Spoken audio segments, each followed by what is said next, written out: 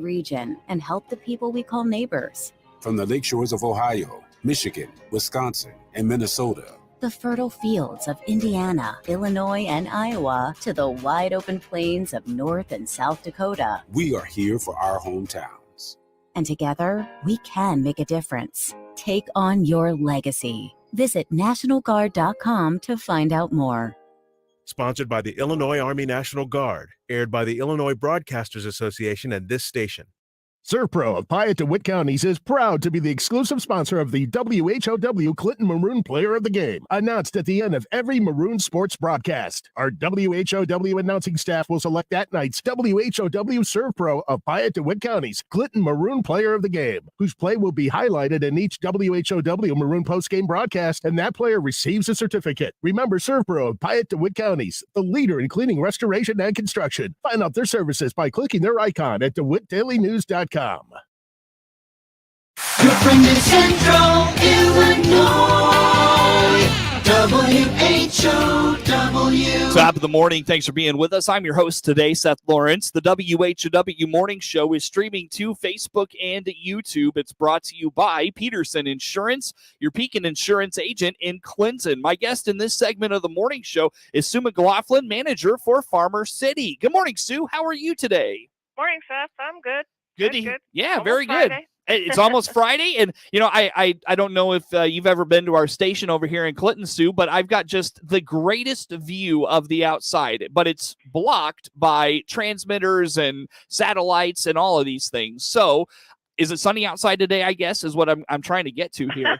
Yes, I have a big window in my office, and it's blue sky. I love it. Beautiful, beautiful. Well, Sue, let's talk Farmer City. I know Monday night you've got a council meeting coming up and maybe some items of interest that the folks in Farmer City may find interesting, I guess. One dealing with a potential sidewalk project. What's going on here? Yeah, as you know, I think we talked about, we just passed our sidewalk master plan, and they're looking to vote whether to hire the engineer to actually start designing the sidewalk that'll run on Route 54 from Main Street to Casey's. That's been the priority of our citizens who have spoken out, and we're also going to apply for a grant. But to apply for the grant, we have to have it designed, so it's kind of a dual thing, and they're going to vote on that Monday. When it comes to that project, Sue, why do you need a sidewalk in that stretch of community? You know, it turns out that a lot of people do actually walk out that way. You wouldn't think so just because it's a busy road and whatnot. But, whether it's teenagers or moms with their, strollers, it'll just provide safe access to those stores, Dollar General and Casey's, where they don't have to walk along the side of the road or, it's just safe. Sure. Well, what would the benefits of hiring an engineer for that project be? And why wouldn't you hire an engineer for that project? Well, it has to be designed, is what we call it, and what that means is they have to look at the topography, slopes and drainage and those kinds of things to make sure that when you pour the concrete for the sidewalk, it's not going to crumble, fall apart, or that, because the ground's not even there.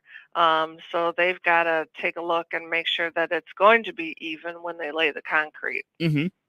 If you didn't get it designed, does that just mean the project doesn't happen?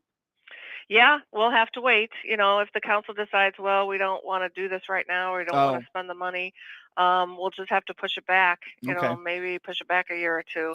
It is set for, I believe, 2024 in our master plan. Mm-hmm. But I learned that there are some grants available for this kind of project, and we missed this year's, but we'll try again for next year, and that's why I'm bringing it forth. Sure. So it's really a timing issue more than anything, not so much a lack of anything else as opposed to like you taking the project up on your own as a city or anything like that. Right, because these grants are available, and the next one would be due next September. And it takes time for the design. It'll be several months at least. Gotcha. Very good. So, in the meantime, that comes up on Monday. So, if you don't, I assume that means the council will probably maybe want to wait and take a look at grant opportunities that you talked about then. Yeah, sure. They may say, hey, let's wait, maybe budget for it next year, or let's do a smaller project next time instead, or they could go that direction, and we'll just have to readjust. Yeah, absolutely. So we'll look forward to hearing what happens there. Sue, let's also talk some other projects could be on the dock on Monday night, one regarding some brush and a waterway in the community. What's going on here? Yeah, we have a big tributary that runs through town. It actually connects to Salt Creek, and it is just full of scrub brush, and it's getting kind of filled in with silt, and we've had some flooding issues, and we're looking to hire a company to come in and dredge as well as clear all the brush, so it'll drain properly and hopefully keep things from flooding next spring. With that project, Sue, is that something just the city would do on its own, or would you have to hire that out? We're looking to hire it out. That's what the vote is on Monday. Okay. Is to hire a company that actually does that for a living. He is responsible for miles and miles of different tributaries all around central Illinois, and he's broken it down. You'll see it in the packet if anybody wants to look. Mm-hmm. He's broken it down into stages, but it should look pretty good by next spring if the council decides to move forward. Talk a little bit about, is that just like brush that's built up from the flow of water? Is the community dumping that in there? What are you finding? Yeah, it's just from the water and just Okay. nature growing. Okay. So it hasn't been done in a number of years, and it needs to be done. We're told that if this gentleman comes in and clears it, and then we start spraying every other year, it shouldn't get like that anymore. Okay. So we're hoping that this will be an ongoing maintenance, big time right now, but then less maintenance, in the years to come. Is that just a matter of trying to keep that area clean, at the city's end of there's things? debris. There's like log jams, and there's little trees. We call them scrub trees, and then of course, because it's backing up, then you're getting it silted in, like a sandy kind of little sandbars in the middle of it, which then impede the flow. And so we're going to dredge that out and just get the water flowing better. Gotcha. So that'll be on the dock again on Monday as well. Yeah. Monday night, anything else of interest coming down, Sue? Little things that really don't affect the citizens too much. So hopefully it'll be a quick meeting. Very good. All right. How long do your council meetings last over there in Farmer City? We're pretty blessed, to be honest. We've got a good council. They get along well and have good discussions. Usually a half hour, sometimes an hour at the most. Gotcha. Usually a half hour or less. Perfect. That's always good for you, too. So very good. Sue, talk to me a little bit. Again, our guest on the phone today, Sue McLaughlin, is the manager for Farmer City with us on the phone today. Sue, talk to me a little bit about some developments with the master plan and the water treatment facility. What's going on? Yeah, we have hired a company called ABM, and what they do is they come in and they evaluate your system for efficiencies. Are things running the best that they can run? And the reason to do that is to find ways to save money. And so what they've done is they've come in, they've found some areas that can be improved. And so we had a kickoff meeting the other day. They are now going to spend a few months actually doing the engineering part of it. And what we're looking at is all new water meters, and they'll be ultrasonic. And what does that mean? That means you're not going to need meter readers going door to door once a month. It'll be automatically downloaded to City Hall. And the cool thing for residents is that we will get daily reports on water usage. And why does that matter? Because then we can know right away if you've got a leak or you've got some kind of issue, because we'll say, hey, we'll call you and we'll say, you know what, your meter is telling us that you're going through a lot more water than you usually do. And then we can save them money, save us the loss of water.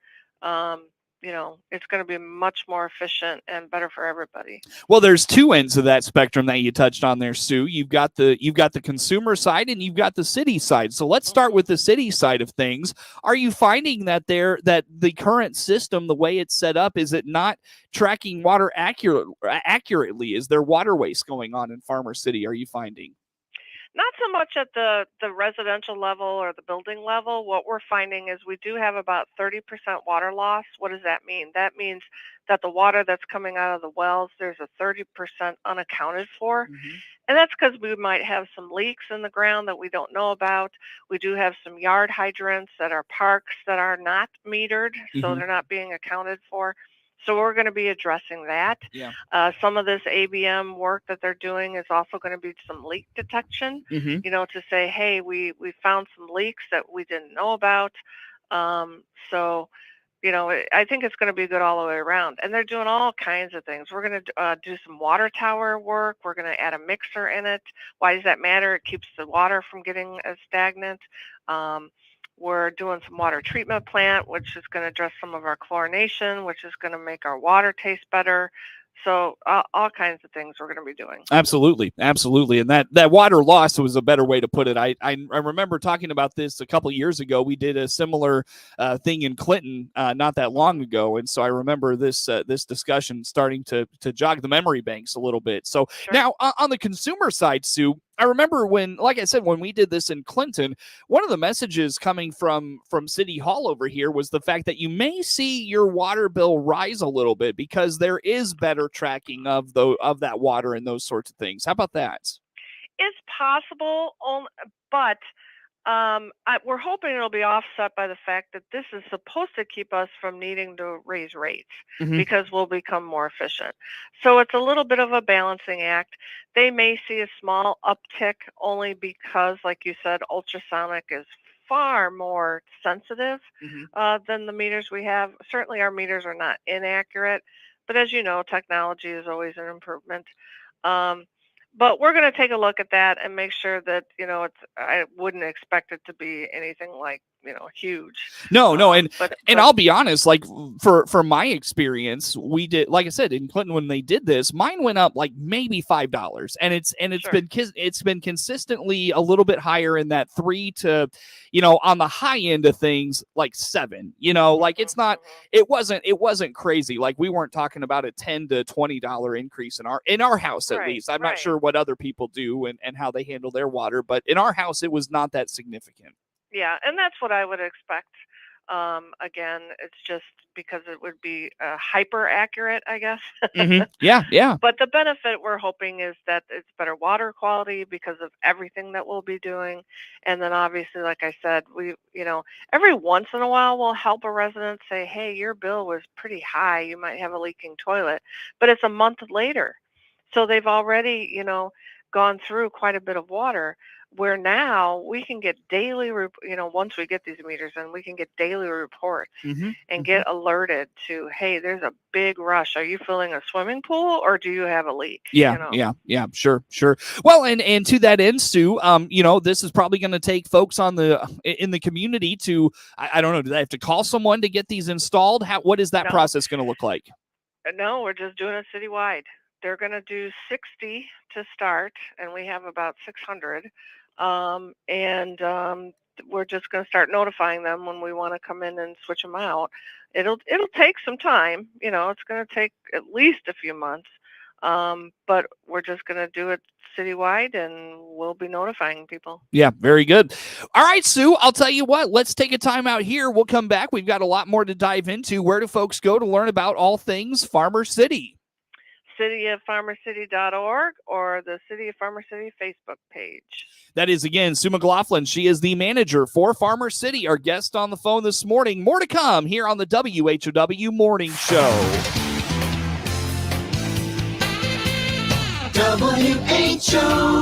WHOW.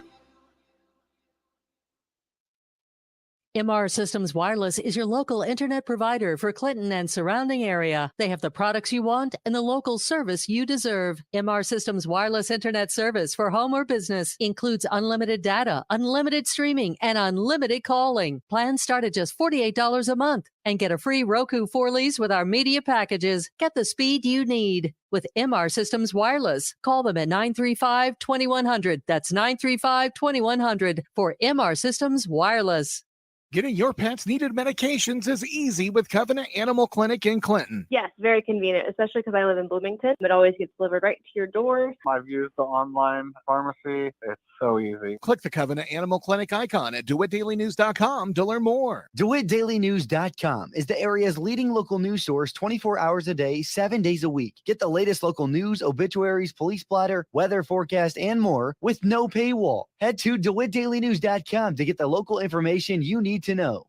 Dyna-Gro Seed knows when it comes to your crops and your farm, performance on your acres is what really matters. That's why Dyna-Gro Seed offers a growing portfolio of hybrids and varieties to meet the specific needs of your local area and conditions, and delivers consistent performance year over year.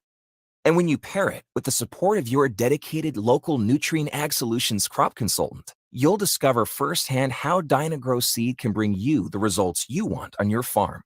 Try Dyna-Gro Seed and see for yourself how local insights can lead to local results. For consistent performance year over year, no other seed brand gets you closer than Dyna-Gro Seed. To book your seed today, connect with your local crop consultant or head to your nearest Nutrien Ag Solutions retail location, or visit dynagroseed.com to learn more. Dyna-Gro Seed, at home on any acre. Your friend in Central Illinois, WHOW. Top of the morning. Again, thanks for being with us. I'm your host today, Seth Lawrence. The WHOW Morning Show is streaming to Facebook and YouTube, but brought to you by Peterson Insurance, your Pekin Insurance agent in Clinton. My guest again in this segment of the show is Sue McLaughlin. She's the manager for Farmer City. Sue, goats are eating poison ivy in a portion of your community. What in the world is going on here? I know. How environmentally friendly, right? Exactly. Yes. Great point. Well, you know, we have a campground called Salt Creek out at South Park, and Haunted Forest uses it. And we found that it was just getting overrun with poison ivy and honeysuckle, and knew that, you know, spraying it wasn't going to really do it in time. And we had been told about a thing called Goats on the Go. And they actually bring goats in, and they surround a certain area with like an electric fence to keep them confined, and they just go to town. They just chew it up, and poison ivy doesn't bother them, and they are just making hay out there. They have cleared that place in no time. They've been out there about a week and a half, and they'll be out there through probably Monday. And it's amazing how much they eat.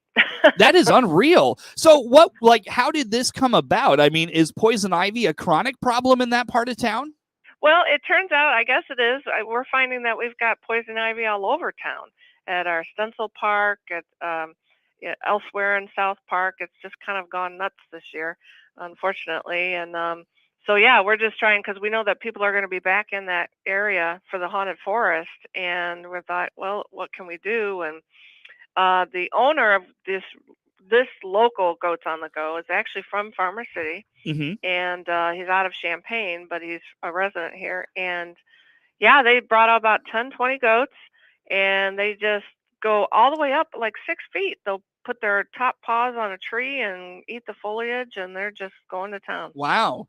That's amazing that it's that they're not, like, that's not hurting them, that those. I know, that's what I said, but Yeah. apparently I don't want to get too graphic, but they have 4 stomachs. I didn't know that. And they kind of chew and re-chew, and it doesn't seem to bother them. So, Interesting. and I guess they're really friendly. You can go out there, you know, you don't want to go inside their little temporary fence they have put up, but they'll baa at you and say hello. Yeah. Wow. Well, you're going to have to get them to come back to address those other areas, I think. We have actually talked about that. We are looking at pricing to do the rest of, because we do have some large woods out there that are not generally used. Sometimes they're used, so it just depends, but we might get in there and try it again on another area. Wow, that's crazy. That's awesome. So anything else on that, Sue? That is that's just fascinating. No, I think it's really interesting, and would certainly recommend it for anybody that needs an area to clear naturally, where we're happy not to have to spray pesticides all over that area. There's a local bee farm nearby, and we didn't want to disturb that. So certainly a good, environmentally friendly idea. One last thing, Sue, on it, and we'll move along. Is this something you're going to have to do annually for that regrowth and such? It's possible. I think we are going to go through and spray when, bees are dormant and try to take down some of that honeysuckle. So there may be touch-ups, I guess I would put it. We'll have to see in the spring. Gotcha. Look forward to that. Sue McLaughlin, manager for Farmer City, on the phone with us here for this morning. Sue, you've got a park opening up in Farmer City. What's going on? Oh, we're so excited. So we have a new playground on the west side of town. It's just outside the entrance to Prairie Ridge subdivision, and it's curing right now, and we're going to have a ribbon cutting Monday. We're going to come out there and open it up to the public, starting in the late afternoon, early evening. I haven't set a time yet, but we'll be publishing that on our website and Facebook page when we do. But yeah, very excited. It was a nearly $300,000 project provided by TIF funds, and it's been needed out there desperately. We have some kids out there, but it's open to the public. Anybody can use it. It's just it's outside Prairie Ridge. We're excited. Awesome. Now, this is, I believe we've talked about this in the past. This was something that's been planned for some time, correct? Yeah, when the TIF was originally set up 20 years ago, it contemplated a playground out there, and it just never got done for whatever reason. And so we just said, you know what, we've got about 12 years left on this TIF, and we need to get it done. But the kids will enjoy it. There's not much recreation out that way, so now they have that. Yep, absolutely. So look forward to it. Sue, about a minute and a half here real quick with you. Tell me about some Christmas parade news. Yeah, so we have a Christmas parade. It's always the Sunday before Thanksgiving, and we're going to do something new this year. We're going to, not the parade, the city. After the parade, we're going to start an annual Christmas tree lighting. So please let everybody know to stay downtown, go see Santa in the Santa house that will be downtown after the parade, and then join us for hot chocolate and cookies and help us turn the Christmas tree on. All right, very good. So be a part of that. And so you said Saturday before Thanksgiving? Sunday before Thanksgiving. All right. Who does the parade in Farmer City? It's a separate organization. It's just called the Farmer City Christmas Parade. They do have their own Facebook page. You can check it out. I think it starts at 2:00 in the afternoon, and then a lot of people go see Santa, and then that way hopefully it'll be dusk enough to see the lights come on. Sue, where do folks go to learn about all the happenings in Farmer City? Once again, cityoffarmercity.org or the City of Farmer City's Facebook page. And where do folks find information on the Haunted Trail? We didn't get to that this morning, but let's just quickly plug it. Sure. The Haunted Forest is going to happen 2 weekends in October, in the middle of October, the 15th and the 22nd, I believe, and that Friday, Saturday. They also have their own Facebook page, Farmer City Haunted Forest. Very good. Sue McLaughlin, manager of Farmer City, our guest on the phone. Network News is next. With SRN News, I'm Rich Thomason in Washington. Ian, now a tropical storm. It's not done with Florida yet. Now done.